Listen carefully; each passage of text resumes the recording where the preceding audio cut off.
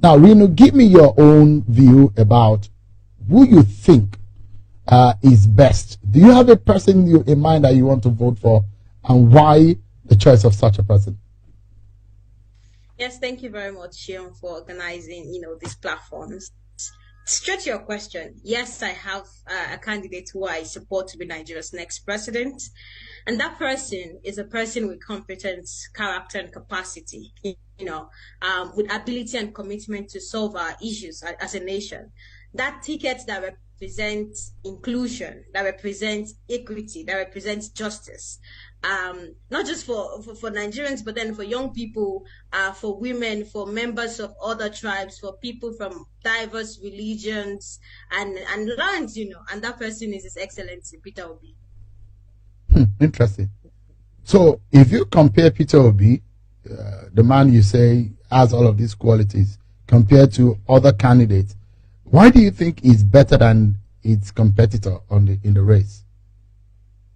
Well, I think that's a tough one, but I'll try to answer it in some minutes. You see, Peter Obi represents a better future. It represents a possible future than his competitors. I will ask Nigerians, when you look at all the candidates, what do you see? Do you see competence? Do you see character? Do you see capacity? When you look at Peter Obi and you compare him to his competitors, just like you asked, it represents these three things: competence, character, and capacity. And I'll give you three reasons for that. Nigeria's biggest problem today are the economy, insecurity, and corruption, which the current president, our General Muhammadu Buhari, campaigned on in 2015, and he has failed on every count. And if you look at it very carefully, our country is currently experiencing the spread of insecurity, due to a lack of political will, ineffective security agencies, and a president who is barely visible. And this has given us the image of an ineffective leadership.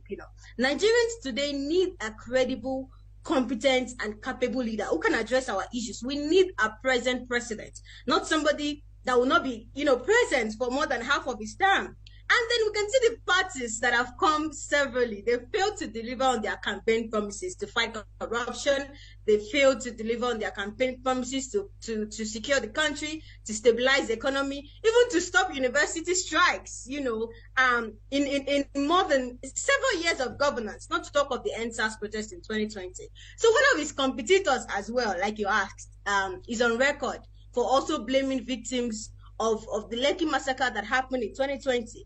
Another counterpart, is famous for paying lip service to situations of public concern. I mean, recently there was a deleted tweet condemning the killing of a female student who was killed in Sokoto.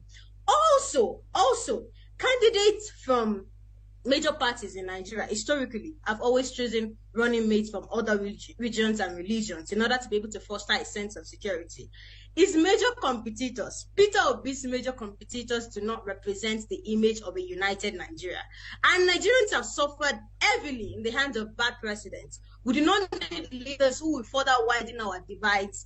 Peter Obi will reduce those divides. Two, before we can begin to solve these issues of insecurity, corruption, joblessness, we can go on and on. We need a visionary and transformational leader. And then it's a process, just like when you're looking for a job. The first stage is you package your CV, you say, these are my qualifications, and submit it. Then the second stage is when they've looked at your CV, they say, okay, you get a chance of an interview. You now get the opportunity to be able to tell the employer why you think you're the best man for the job. And then they can hire you. Not to forget that the basic tenets of a democracy requires that citizens are to ask questions of their leaders, whether they're in office or they're aspiring to come into office.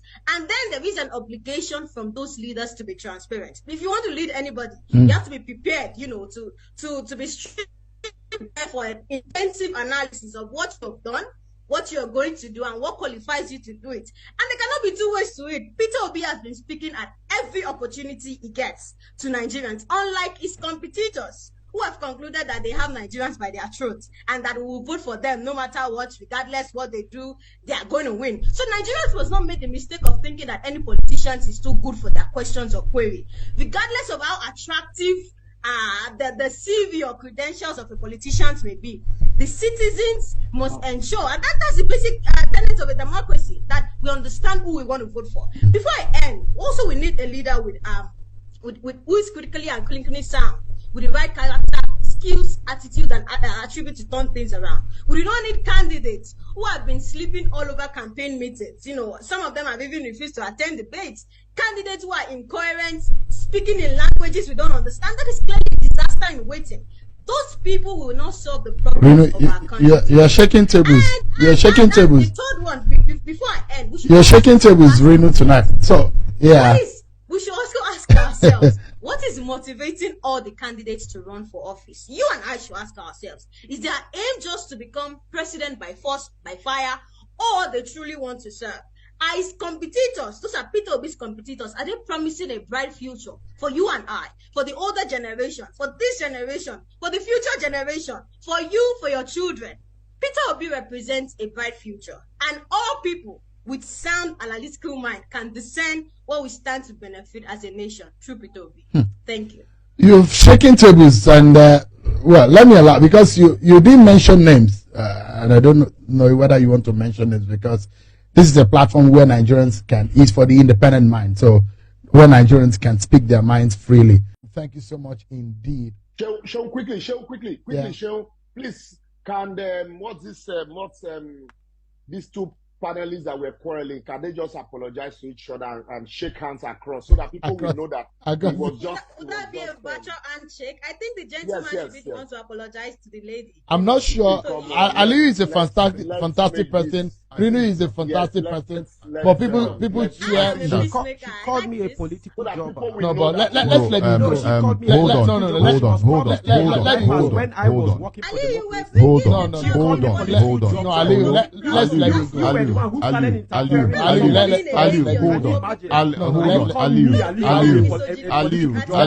Ali, you were here when I was scrutinizing my political party, the APC, for internal processes. Let's let him go. Lot of identity people who create identity on crisis. Let us let him go. Can I? Hello. Let's let him go. Over the course, Ali,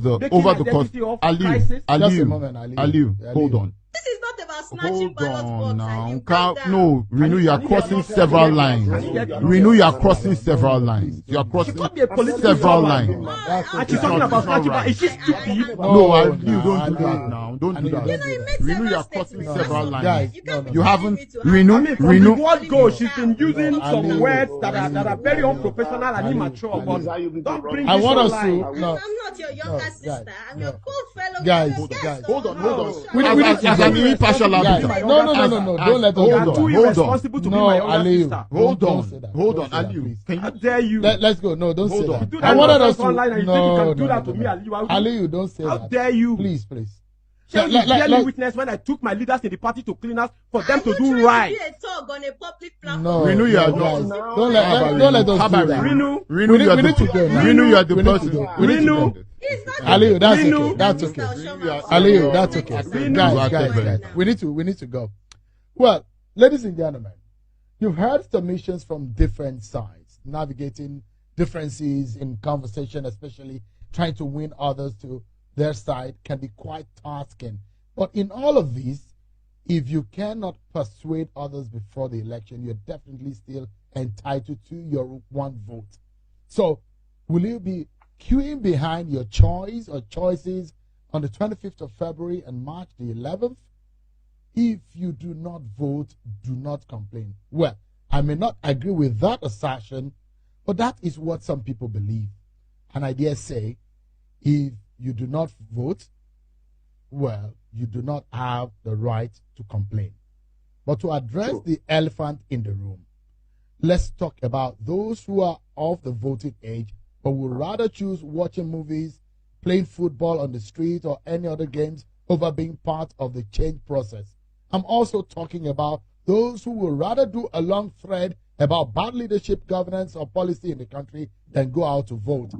You are concerned about the situation of things in the country, but not motivated enough to change it. You are part of the problem.